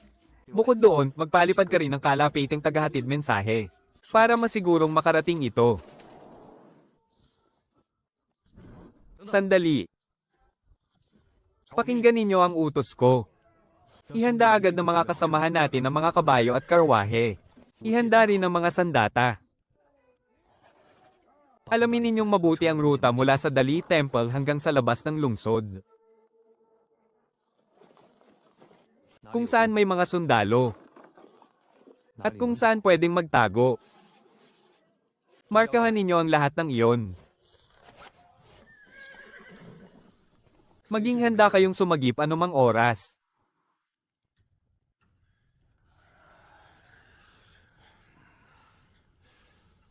Guro, si Zhang Yangshu ay tauhan ni Chen Wenyan. Malinaw na gustong pagtakpan ng emperador ang usaping ito ngayon. Malamang na hindi uubra kung dadaanin natin sa dahas. Tama. Malapit sa inyo si Prinsipe Rong. Pero napakatuso ng matandang sorong iyan. Wala siyang sinasabi kahit ano ang itanong mo. Hindi mo talaga siya makukuhanan ng impormasyon.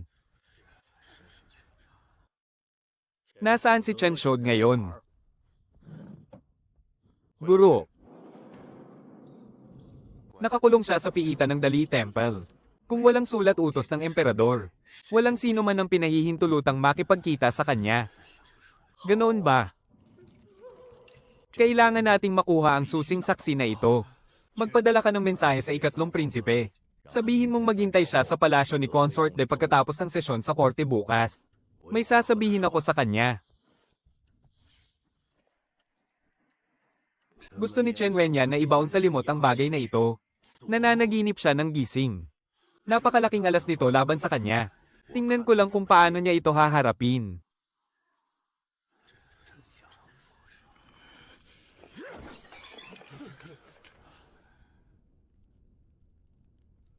Walang silbi.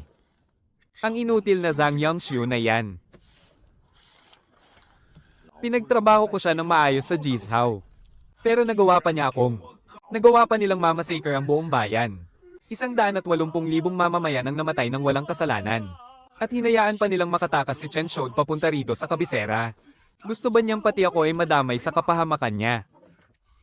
Punong ministro, huminahon po kayo. Hindi ito ang tamang oras para magalit tayo. Kailangan nating humanap ng paraan para ayusin ang gulo-gulong ito. Ayusin, syempre, kailangan nating ayusin ito. Hindi na natin pwedeng hayaang manatili pa ang hanggal na si Zhang Yong. Bukas sa pulong ng palasyo, magkasama kayong maghain ng petisyon sa emperador. Sabihin ninyo na ang kasong ito ay may kinalaman sa paghihimagsik. Napakaselan at napakabigat ng kasong ito. Dapat itong isailalim sa magkasamang paglilitis ng 3 kagawaran. Ilabas ninyo si Chen Shod mula sa korte ng Dali. at ibigay sa ministry ng parusa para litisin. Kapag nasa ministry ng parusa na siya, tayo na ang masusunod kung paano siya lilitisin.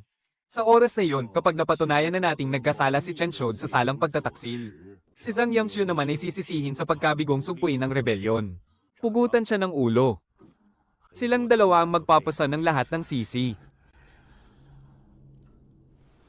At ang Jizhao ay mananatiling sa atin. Napakahusay. Napakatalino ninyo, punong ministro. Isakripisyo ang maliit na pyesa para iligtas ang hari at malulutas na ang problemang ito.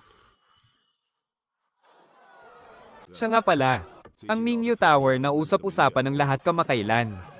Pati na rin ang alak na Zui Shaniyang. Sino sa inyo ang nakatuklas kung sino ang tunay na may-ari sa likod nito? Sagot ko po sa inyo, punong ministro. Ang anak ko ay araw-araw na nakikipag-inuman kay Wang Ziying nitong mga nakaraang araw. Madaling pag-usapan ng tungkol sa negosyo. Pero kapag tinatanong na kung sino ang may-ari, inililihis niya ang usapan at walang sinasabi kahit ano. Totoo po iyan. Kahit ang mga tao mula sa panig ng dakilang guro na nagtanong. Ganoon din ang isinasagot niya. Mukhang gustong manatiling neutral ng Mingyu Tower. Para hindi nila makalaban ng magkabilang panig. Neutral. Dito sa teritoryo ng kabisera, walang puwang ang pagiging neutral. Kung hindi siya kakampi sa akin, ibig sabihin ay panig siya kay Kui Wanshan. Sige, tawagin mo si Taer papasok dito. Ha ha ha. Ha ha ha ha ha.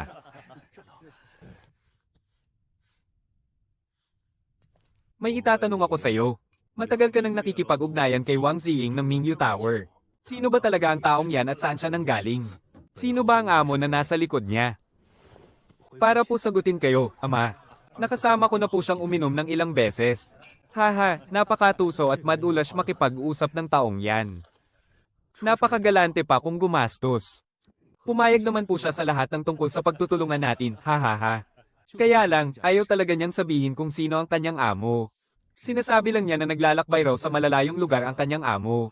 Noong una, 20 tail ng pilak ang bawat banga ng alak. At ayaw talaga niyang magbawas kahit isang kasing. At higit sa lahat, kahit anong mangyari ay ayaw niyang ibenta ang recipe ng alak. Binigyan na nga siya ng galang, nagmamalaki pa. Isang hamak na may-ari lang naman siya ng bahay alakon. Akala ba talaga niya, dahil lang nakahanap siya ng malakas na masasandalan, ay makakatayo na siya ng matatag dito sa kabisera? Bukas, dalhin mo ang aking opisyal na tarheta. At pumunta ka sa Mingyu Tower.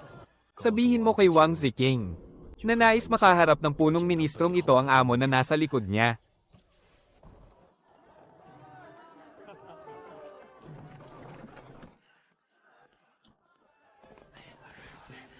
Opo, gagamitin ko ang inyong tarheta. HMPH, kala ko naman kung sino. Senyorito Chen, bakit ngayon ka lang dumating? Ate. Ate, hahaha.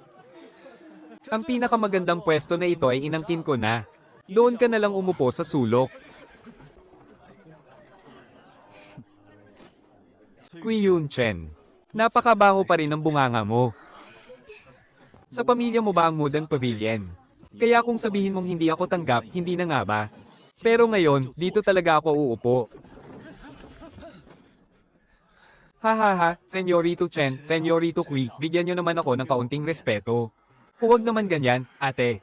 Ako ang taya ngayon. Sabay-sabay na tayong umupo, haha. Ha. Ha ha ha ha ha.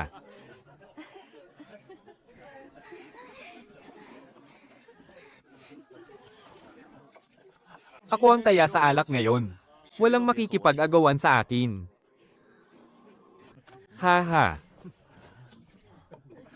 Ha, akala mo ikaw lang ang may pera, ako ang manlilibre ngayon.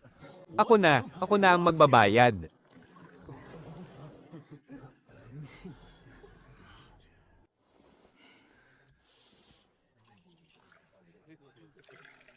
Kayong dalawang senyorito. Ipinapahiya nyo naman ako niyan, eh. Kayo ang mga pinakamamahal naming panauhin dito sa Mingyu Pavilion. Sabi nga ng aking amo, kapag may pumuntang panauhin para maglibang, dapat ay asikasuhin silang mabuti. Siguraduhin masaya sila at komportable. Iba talaga makisama si kapatid na si Jing, haha. Ha. Kapatid na si Jing. Ang tagal na nating magkakilala. Pero hindi ko pa naririnig na ikinwento mo ang iyong amo. Sino ba ang makapangyarihang tao na yon? Sabihin mo naman sa amin para makilala rin namin siya. Oo nga, oo nga. Sa ganito kalaking negosyo, siguradong hindi ordinaryong tao ang may-ari.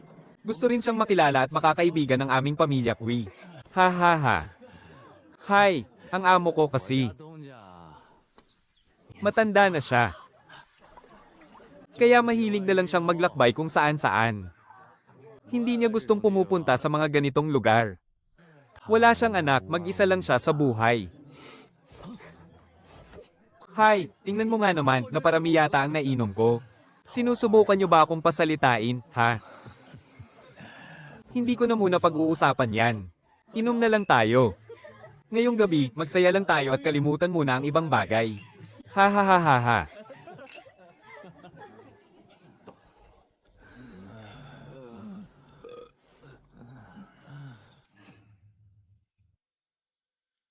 Ha ha ha ha ha. Ha ha ha ha ha.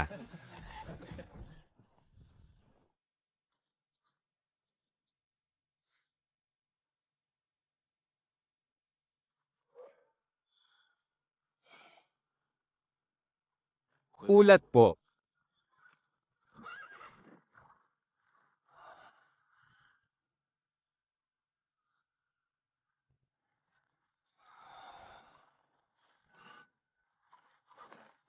Punong tagapamahala. Tapos na pong hukayin ng lagusan sa kanlurang bahagi ng lungsod. Diretso po ito palabas ng lungsod. Nakahanda na rin po at may marka ang daan para sa ating pag-atres. Naghihintay na po ng utos sa mga kasamahan. Sabihin mo sa kanila, kumilos sila ng may pag-iingat at huwag magpapansin. Narito tayo sa kabisera. Isang maling kilos lang, baka mapugutan sila ng ulo ng walang nakakaalam. Hanggat wala akong utos, walang sino man ang gagawa ng kahit anong padalos-dalos na kilos. Ang balita mula kay Punong Deng ay,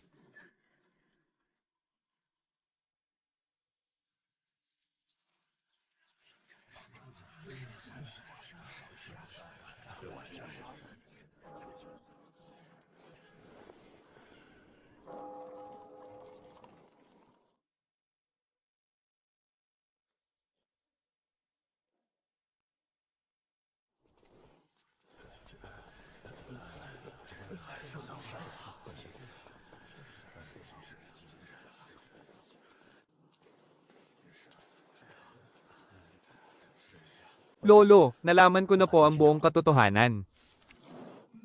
Sa pagkakataong ito, si Kuya ang ipinadala ng amang emperador sa Jishao para mamuno sa pagtulong sa kalamidad.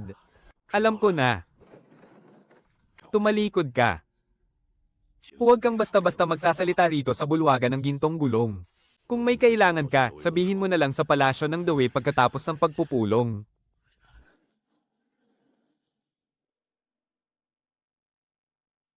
Mabuhay ang mahal na emperador, mabuhay ka ng walang hanggan.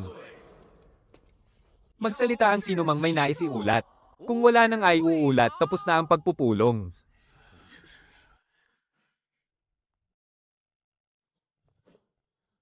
Mahal na ama, mayroon po akong nais iulat.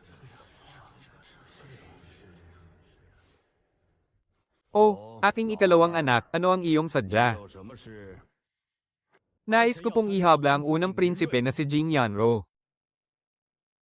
Ipinadala ninyo siya sa Jishao para mamuno sa pagtulong sa mga biktima ng kalamidad. Ngunit nauwi ito sa isang malagim at karumal-dumal na krimen, isang malawakang pagpatay sa bayan ng Xinxing. 180,000 mamamayan ang marahas na pinaslang. Naniniwala po akong kinurakot ng unang prinsipe ang pondo para sa kalamidad. At upang pagtakpan ng kanyang ginawa, binaligtad niya ang mga mamamayan at pinaratangan ng paghihimagsik para lamang patahimikin sila habang buhay. Humihingi po ako ng katarungan para sa 180,000 mamamayan. At naway imbestigahan ng husto ang kasong ito.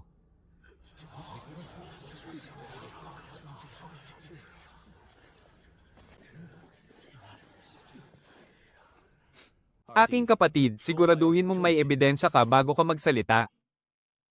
Ang paghihimagsik ni Chen Shode ay nagmula sa ulat ng gobernador ng Jishao na si Zhang Yangshu at ni Prinsipe Romching. Kararating ko pa lang noon sa Jishao. At hindi pa nga ako nakakatapak sa lalawigan ng Xinxing. Paano naging kasalanan ko ang nangyaring pagpatay doon?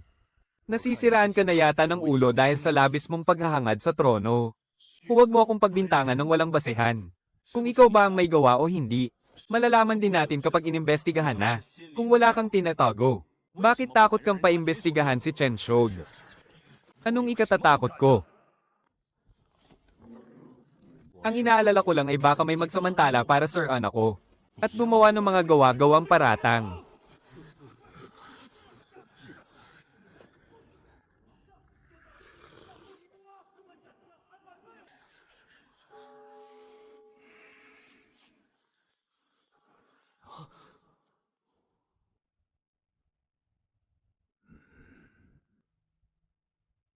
Mahal na emperador, may punto po ang ikalawang prinsipe. Ang kasong ito ay kinasasangkutan ng 180,000 mamamayan. Pati na rin ng isang prinsipe. Napakaseryoso ng usaping ito. Kaya po sumasamo ako na magbaba kayo ng utos. Upang ilabas ang salaring si Chen Shode mula sa hukuman ng dali. At iutos na dinggin ang kanyang kaso sa kagawaran ng katarungan. Sa ilalim ng magkasanib na paglilitis ng 3 pangunahing hukuman. Upang malaman ang buong katotohanan. At mabigyan ng hustisya ang mga mamamayan.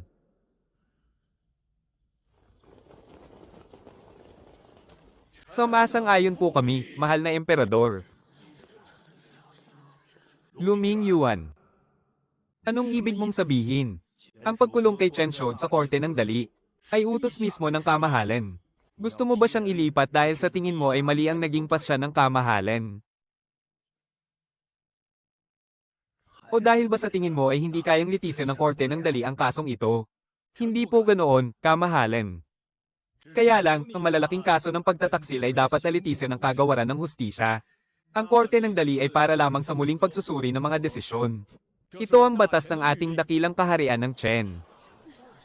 Sa ganito kalaking kaso, kung lalaktawan natin ang kagawaran ng hustisya, ano na lang ang iisipin ng buong sambayanan?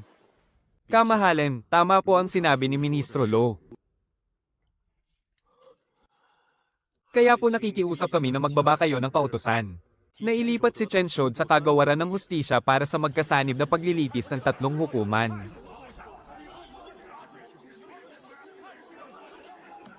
Chen Wenyan, anong ibig mong sabihin? Ang korte ng dali at ang lupo ng tagasuri ay parehong nasa ilalim ng aking pamamahala. Gusto mo talagang ilipat ang bilanggo sa kagawaran ng hustisya. Tingin mo ba, akong si Sontai, ay walang kakayahang duminig ng kaso? O iniisip mong mas magaling sa akin ang tauhan mong si Lu Mingyuan? Sontai. Nasa loob tayo ng bulwagan ng palasyo. Ang pinag-uusapan natin dito ay ang batas ng bansa. Sa isang malaking kaso ng pagtataksil. Dapat lang na ang kagawaran ng hustisya ang duminig. Bakit mo idinadamay ang personal nating away? Paano nyo ito ipapaliwanag sa akin? Ginoong Chen.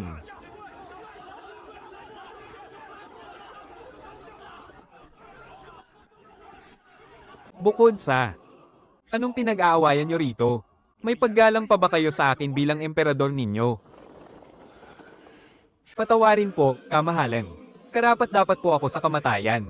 Huminahon po kayo, kamahalan.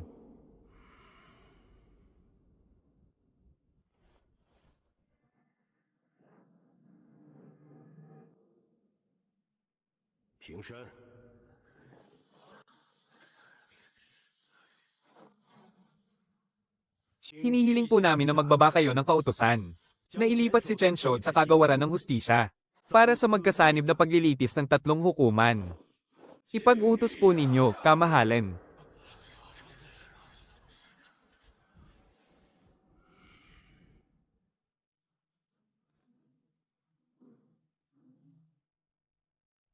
Kamahalan. Naniniwala rin po ako na tama si Ministro Lo. Ang ganito kalaking kaso ay dapat malutas ayon sa batas. Kailangang duminig nito ang kagawaran ng hustisya kasama ang 3 hukuman. Ha?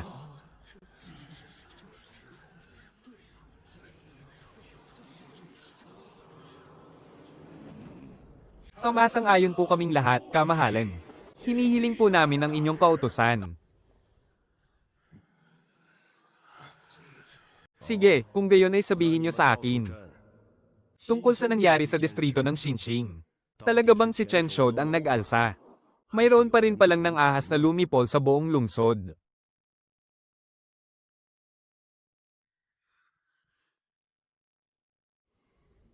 Napakadakila ng inyong pangalan, mahal na hari.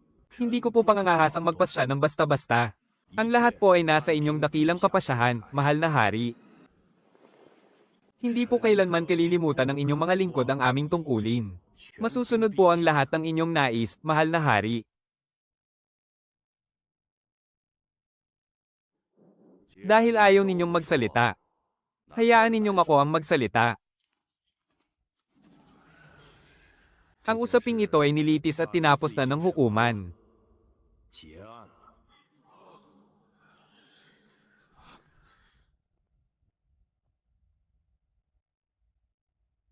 Tugon ko po, mahal na hari. Si Chen Shod, hinggil sa pag-aalsa ng 180,000 mamamayan ng Shandong, ay umamin na at hindi ito itinanggi. Narito po ang kanyang nakasulat na pag-amin. Inamin po ni Chen Shod ng walang pag-aalinlangan ang kanyang pagtataksil. Ayon sa batas, dapat siyang patawan ng parusang kamatayan kasama ang 9 na henerasyon ng kanyang pamilya. Ngunit ang buong pamilya niya ay nasawi na sa kaguluhan sa lalawigan ng Xinxing. Siya na lamang ang natitirang buhay sa kanyang buong angkan. Matapos ang pagpupulong ng hukuman at ng lupon ng mga taga-siyasat, ipinapas siya po na pugutan ng ulo si Chen Shod pagkalipas ng taglagas.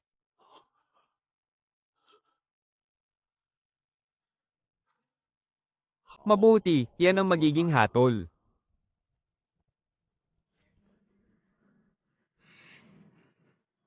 Itinanong ng punong ministro kanina kung ano ang gagawin kay Zhang Yangxiu. May malaking ambag sina Zhang Yangxiu at ang prinsipe ng Qin sa pagpigil sa pag-aalsa. Hindi ko lamang sila hindi parurusahan, kundi bibigyan ko pa sila ng gantimpala. Ipahayag ang aking utos. Italaga si Zhang Yangxiu bilang gobernador ng Jizhao. At gantimpalaan siya ng 1,000 pirasong ginto. Maaari na kayong umalis.